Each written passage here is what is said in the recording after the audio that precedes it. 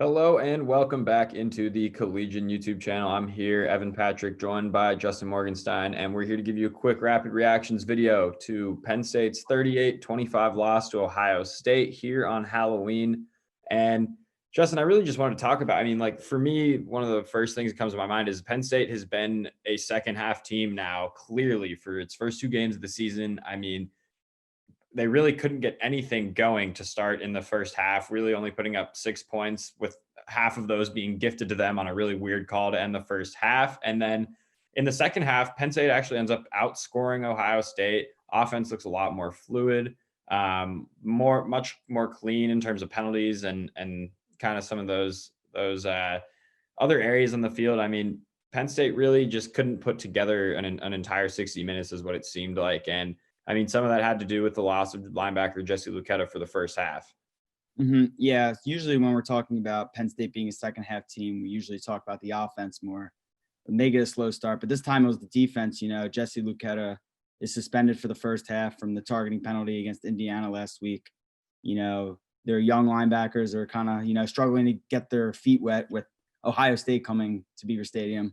So obviously it took the defense a little bit to get, their ground under them. And once Jesse Luketa was back, they were much more efficient. He ended up being second in the game in tackles for Penn State. And, they looked a lot better from there on out. But again, they can't have these slow starts or else they're going to keep digging themselves into these holes like they did last week and now this week.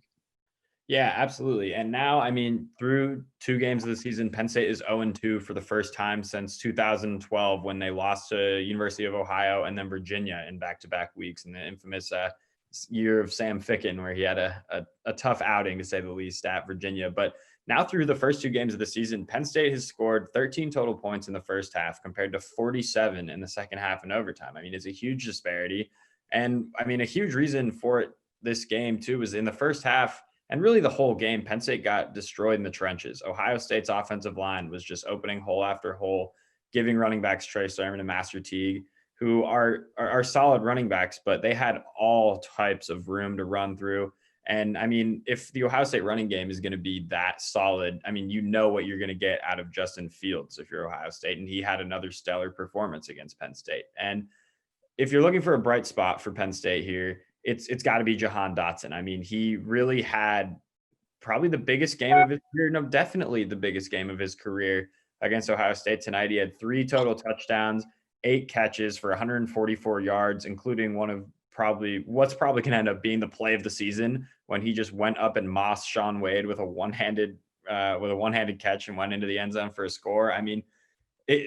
Penn State kept it close with some incredible plays from Dotson. Clifford really seemed comfortable throwing him the ball more than anybody else. And it was a game that was kind of around 1 to 2 scores the entire time, but it really didn't feel like Penn State was playing at a level that Ohio State is on. And I think that's kind of a bigger takeaway from this game that we've seen from everywhere, is that Ohio State, their level of talent is just far, far superior to Penn State's. No matter really what Penn State did, it really seemed like with the athletes Ohio State had all over the field that they were outmatched in pretty much every area. And so that's going to do it for us here at the Collegian, recapping Penn State's 38-25 loss to Ohio State here on Halloween.